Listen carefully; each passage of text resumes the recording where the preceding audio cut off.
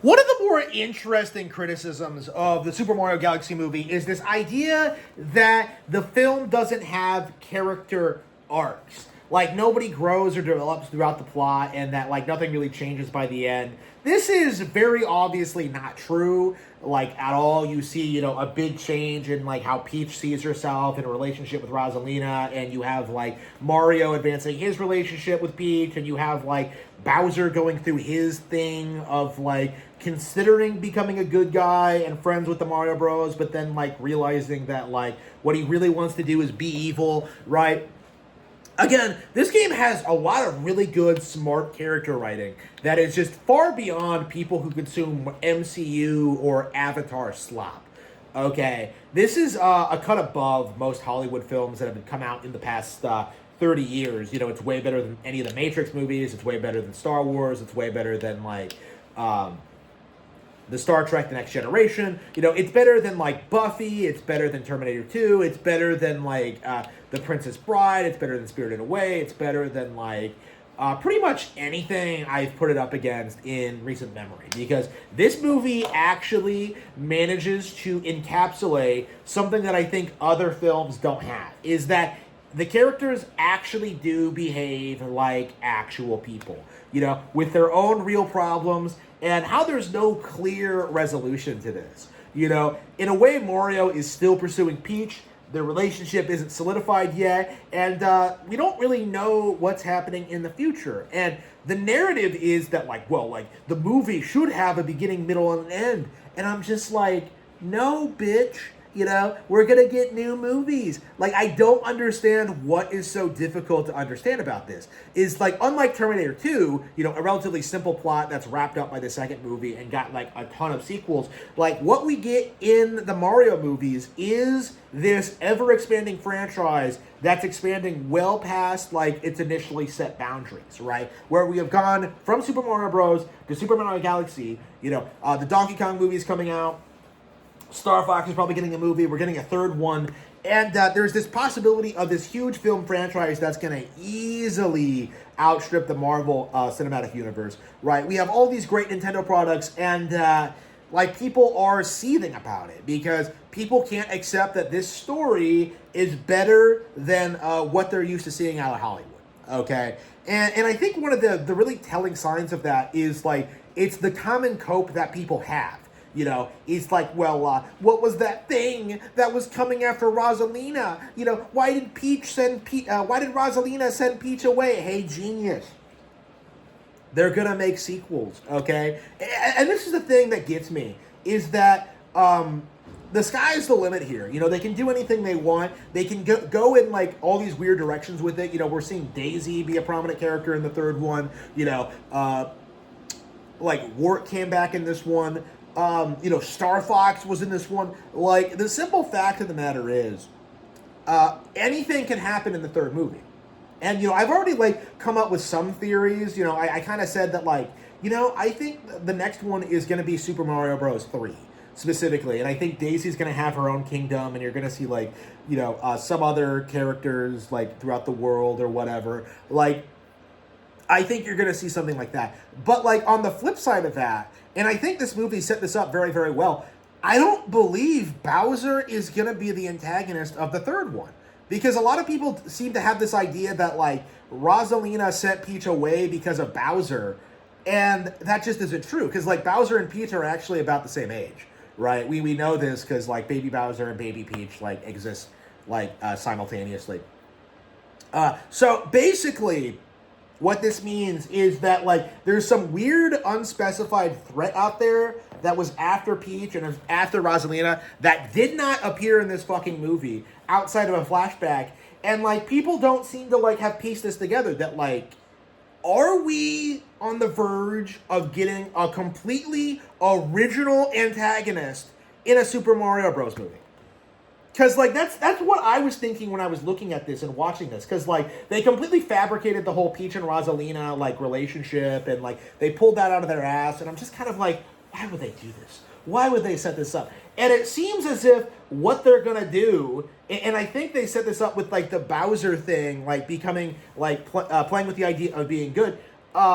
Bowser isn't going to be the antagonist of every single one of these movies. I actually noticed, watching this, that it felt like more like Bowser Jr. was the driving force behind the plot in Mario Galaxy, And, Mario saved Bowser Jr.'s life at the end, and, we saw that. I felt as if, watching this sequence, either we're going to get, some, obscure JRPG character, Phantasma or whatever, or Reclusa or something like that, or we're going to get, a completely new character. And I'm honestly, that's kind of what I'm leaning towards. And I think this is something that's kind of unprecedented for this kind of licensed movie, where, in this film that's filled with, all these, established characters from the franchise's lore, that they might actually introduce a new one in the movie to kind of be this, overarching antagonist that, is desperate to capture, Peach and Rosalina for some reason. Obviously, this is just speculation on my part. Obviously, this is just kind of my mentality, but, I do think that they are in a position where they could hypothetically do that.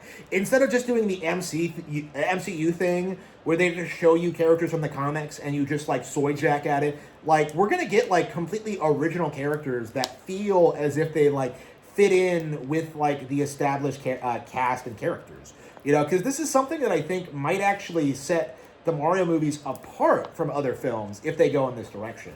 At the very least, we can say that they're getting a lot of mileage out of lesser known characters. The fact that Four-Man Spike was in this, Francis the dog was in this, his owner was in this. We saw Wart came back. Well, I mean, Wart's a bit more of a famous character, but you see these bit characters from the first movie coming back and playing a role in a gag or an established character moment. It's Francis the dog does not exist in any other Mario thing. So we already have the precedent for more original characters that they're willing to bring back and use again. I don't think that it's gonna stop with gag characters. I do think it's very, very possible that we may actually see a lot of radical character changes introduced through these movies, because we already got the Peach and Rosalina thing, which I feel very strongly against, but whatever. And I think in theory they could expand that more and kind of create new characters that fit more into the organic tone of the movies. So we'll have to see if that plays out in the third one. Daisy's in the third one. So Daisy being in it, I think, is indicative of what they're going to do. Is they're going to introduce Daisy, and they're going to for the first time give her a prominent role and give her a relationship with Luigi on screen. I think they already set that up. I think that's more obvious than the antagonist thing. So I'm very, very interested in seeing where they go with that. But yeah, imagine if the third movie is them going to rescue Daisy, of all people, after the Rosalina thing. So again, these are just things I've been thinking about as I've been watching this movie. We are on the verge of a massive film franchise. Okay, both these movies are gonna do both these Mario movies have done over $1 billion. Okay, this is outpacing the original. It's a huge hit. We really do need to spell this out for people, is that the Super Mario Bros. Movies are absolutely some of the biggest movies in theaters today, and they really should be celebrated as such. And I do think that they're going to come up with some very interesting concepts for these movies going forward. Again, it's not just about the possibility of original characters or ideas or character angles they could take. It's just the simple fact that these are good movies. No matter what they do, I'm going to be very happy with it. Galaxy was nothing like I was expecting. I remember thinking it was going to end up like that montage with Yoshi in the beginning, that would be the whole movie, was Yoshi just running around New York causing mayhem. We all saw that coming, but they turned it into one 30-second gag, and then just turned it into this went in a completely different direction from it. We might see that in the third one. We'll see, but people are really sleeping, I think, on just how talented the film crews are. Like, because you keep seeing people say that like Illumination sucks and Illumination's the worst and Illumination doesn't know what they're doing, and yet I'm watching this and I'm just like, this is better than anything DreamWorks, Disney, or Pixar are putting out. Like, what other studio is making like movies as good as this, with like as good of action, like with as good as payoff, with like as many like recognizable characters? Like, name a single licensed film with pre-existing characters, especially from video games, but like I suppose in like all toy brands and all like ideas, like name a single brand that is on par with what like Miyamoto and Nintendo is doing. Like, name anything that's like cracked $1 billion. Like, again, like there are very few titles that manage that. Like, again, it's not common, and we're still in this like phase where people are trying to say it's a fluke or like it's just a stupid kids movie. But I think it's quite a bit better than most people are saying right now. Again, it's way better than Marvel ever was. It's way better than like Avatar, both James Cameron and The Last Airbender. It's way better than like any of these other films that are coming out. So it is something that we do have to spell out for people, that Nintendo is dominating the box office.